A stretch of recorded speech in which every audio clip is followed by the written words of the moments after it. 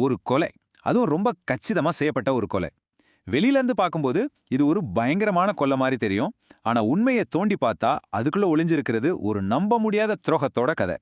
காப்பாத்துங்க, என் கணவரை அடிச்சிட்டாங்க, எல்லாத்தையும் எடுத்துட்டு போயிட்டாங்க.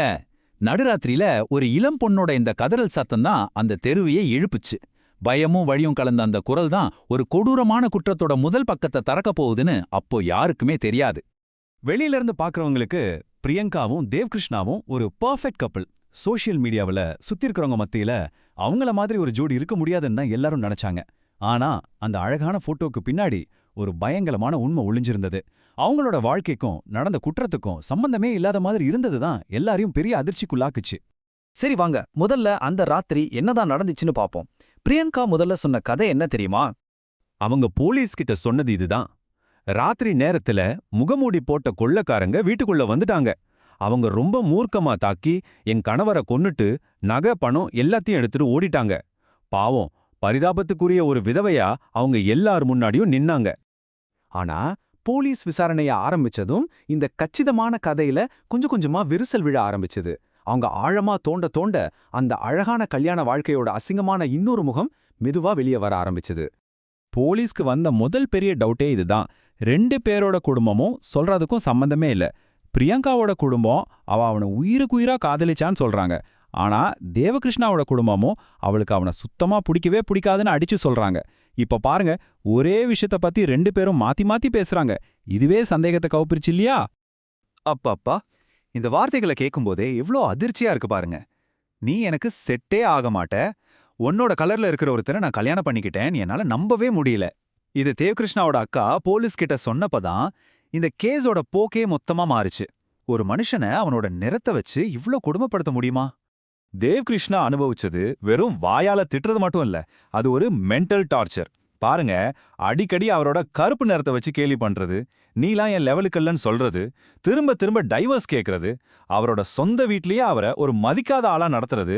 யோசிச்சு பாருங்க, அந்த கல்யாண வாழ்க்கை எவ்வளோ பெரிய நரகமா இருந்திருக்கும்னு. சரி, ஒரு பக்கம் குடும்பத்துல இப்படி சொல்றாங்க. இப்ப போலீஸ் என்ன பண்ணாங்கன்னா டிஜிட்டல் உலகத்து பக்கம் திரும்பினாங்க. அவங்களோட போனை, சோஷியல் மீடியாவெல்லாம் செக் பண்ண ஆரம்பிச்சாங்க.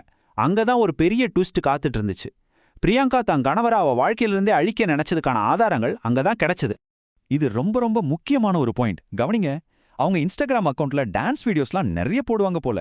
ஆனா அதுல அவங்க கணவரோட ஒரு போட்டோ கூட இல்ல, எல்லாத்தையும் டெலீட் பண்ணிட்டாங்க. இப்ப நீங்களே சொல்லுங்க, கணவன் செத்துட்ட சோகத்துல இருக்கேன்னு சொல்ற ஒரு பொண்ணு அதுக்கு முன்னாடியே சோஷியல் மீடியால இருந்து அவர் ஏன் மொத்தமா தூக்கணும்? ஒருவேளை தான் சிங்கிளா இருக்கேன்னு காட்டிக்க நினைச்சாங்களோ? அவங்களோட ஃபோன் அது வெறும் ஃபோன் இல்ல, ஒரு கிரைம் பாக்ஸ் மாதிரியே இருந்துச்சு. டெலீட் பண்ணப்பட்ட சாட்ஸ், யாருனே தெரியாத ஒரு புது நம்பருக்கு அடிக்கடி ஃபோன் போயிருக்கு. அதுலயும் முக்கியமா அவங்க கணவரோட போட்டோஸ் டெலீட் பண்ணப்பட்டிருக்கு. குறிப்பா தேவ்கிருஷ்ணா அவங்கள விட கருப்பா தெரியற போட்டோஸா பார்த்து அழிச்சிருக்காங்க. இது எல்லாமே ஒரு ரகசிய உறவு இருந்திருக்குங்கிறதையும் ஏதோ ஒரு உண்மையை மறைக்கிறாங்கங்கிறதையும் அப்பட்டமா காட்டுச்சு. இப்ப நம்ம நேரா கிரைம் ஸ்பாட்டுக்கே போவோம். அங்க கிடைச்ச ஆதாரங்கள் பிரியங்கா சொன்ன அந்த கொல்ல கதைய மொத்தமா உடைச்சு எரிஞ்சிருச்சு. போலீஸ் ஒரு சிம்பிளான கேள்வியை கேட்டாங்க. சரி, கொள்ளைக்காரங்க தான் வந்தாங்கன்னா அவங்க எதுக்கு வந்திருப்பாங்க? திருடதானே. ஆனா வீட்ல இருந்த நகை, பணம்னு எந்த ஒரு மதிப்புள்ள பொருளும் காணாம போகலையே. அப்போ இது எப்படி கொள்ளையா இருக்கும்? இந்த டேபிள்ல பாருங்க, விஷயம் ரொம்ப கிளியரா புரியும். அவங்க என்ன சொன்னாங்க? கதவை உடைச்சிட்டு வந்தாங்கன்னு. ஆனா உண்மையில என்ன? கதவு பூட்டவே இல்ல. அடுத்து நகை பணத்தை கொள்ளையடிச்சிட்டாங்கன்னு சொன்னாங்க. ஆனா அந்த பொருள் எல்லாம் வீட்டுக்குள்ளேயே வேறொரு இடத்துல ஒளிச்சு வச்சிருந்தது கண்டுபிடிக்கப்பட்டுச்சு. இது ஏதோ திடீர்னு நடந்த தாக்குதல்னு சொன்னாங்க. ஆனா ஆட்டோப்சி ரிப்போர்ட் இது ஒரு டார்கெட் பண்ணி செஞ்ச கொலைன்னு அடிச்சு சொல்லுச்சு. அவங்க சொன்ன ஒவ்வொரு பொய்க்கும் எதிரா போலீஸ் கிட்ட அசைக்க முடியாத ஆதாரம் இருந்துச்சு. இப்படி மாத்தி மாத்தி பேசினதாலையும் போலீஸ் அடுக்கடுக்கா ஆதாரங்களை முன்னாடி வச்சதாலையும் பிரியங்காவால அதுக்கு மேல நடிக்க முடியல. கடைசியா போலீஸ் ஸ்டேஷன்ல நடந்த தீவிரமான விசாரணையில அவங்க உண்மையை ஒப்புக்கொண்டாங்க. அந்த ஒப்புதல் வாக்குமூலம் தான் ஒரு பயங்கரமான கொலை சதி திட்டத்தை வெளியில கொண்டு வந்துச்சு. சரி, இப்ப அவங்க போட்ட அந்த கொடூரமான பிளானை பத்தி நம்ம பார்க்கலாம். இது எப்படி நடந்துச்சுன்னு பாருங்க. 2020ல பிரியங்காவுக்கு கமலேஷ்னு ஒருத்தர் கூட பழக்கம் ஏற்படுது. 2 பேரும் தேவ்கிருஷ்ணாவை கொன்னுடலான்னு முடிவு பண்றாங்க. ஏன்னா அவர் டைவர்ஸ் கொடுக்க மாட்டேன்னு சொல்லியிருக்காரு. இந்த கொலையை செய்யறதுக்காக கமலேஷ் ஒரு கூலிப்படைக்கு 1 லட்சம் ரூபாய் கொடுக்கறாரு. கடைசியா தேவ்கிருஷ்ணா தூங்குனதும் பிரியங்கா கூலிப்படைக்கு ஃபோன் பண்ணி சிக்னல் கொடுக்கறாங்க. கதவும் திறந்து வைக்கிறாங்க. பாருங்க, இது திடீர்னு கோவத்துல நடந்த கொலை இல்ல, பல மாசமா ரொம்ப பக்காவா பிளான் பண்ணி செஞ்ச ஒரு சதி. அவங்க இந்த நாடகத்தை எப்படி அரங்கேற்றினாங்கன்னு ஸ்டெப் பை ஸ்டெப்பா பாருங்க. முதல்ல கூலிப்படை உள்ள வந்து தேவ் கிருஷ்ணாவை ஒரு கூர்மையான ஆயுதத்தால தாக்குறாங்க. அப்புறம் அது ஒரு கொள்ள மாதிரி தெரியணும்னு ரூம் பூரா களைச்சு போடுறாங்க. அடுத்ததா மதிப்புள்ள பொருள் எல்லாம் திருடு போன மாதிரி காட்ட அதை வீட்டுக்குள்ளேயே வேற இடத்துல ஒளிச்சு வைக்கிறாங்க.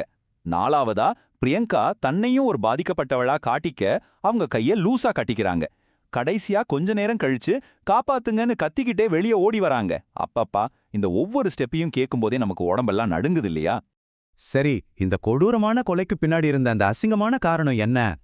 அத பாக்குறதுக்கு முன்னாடி ஒரு விஷயத்த சொல்லணும். போலீஸ் வெறும் 36 மணி நேரத்துல இந்த மொத்த பொய் வழியும் பிரிச்சு மேய்ஞ்சு கேஸ முடிச்சிட்டாங்க. அவங்களோட விசாரணை உண்மையிலே ரொம்ப திறமையானது. இப்ப அந்த காரணத்துக்கு வருவோம். ஒரு உயிர் போயிருக்கு. எதுக்காக? காதலுக்காகவா? இல்ல. பணத்துக்காகவா? அதுவும் இல்ல. அப்போ எதுக்கு? ஒரு மனுஷனோட தோலோட நிறம் பிடிக்கலங்கிற ஒரே ஒரு காரணத்துக்காக.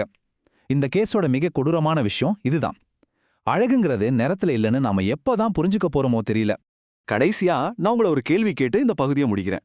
சரி, ஒருத்தருக்கு பிடிக்கல, காதல் இல்ல, விலகி போயிருக்கலாம் இல்லையா? பிரிஞ்சு போறதுக்கு 1000 வழி இருக்கு. ஆனா அதுக்காக ஒரு உயிர் எடுக்கிறதுக்கு என்னங்க நியாயம் இருக்கு? இந்த அர்த்தமே இல்லாத ஒரு குற்றத்தை பத்தி நீங்க என்ன நினைக்கிறீங்க? உங்களோட ஆதரவு தான் இந்த மாதிரி நல்ல விஷயங்களை இன்னும் அதிகமா செய்யணும்னு எங்களுக்கு ஒரு பெரிய உந்து சக்தியை கொடுக்கும். அதனால உங்களுக்கு பிடிச்சிருந்தா ஒரு லைக் பண்ணுங்க, உங்க நண்பர்கள் குடும்பத்தினர் கூட ஷேர் பண்ணுங்க. மறக்காம சப்ஸ்கிரைப் பண்ணுங்க.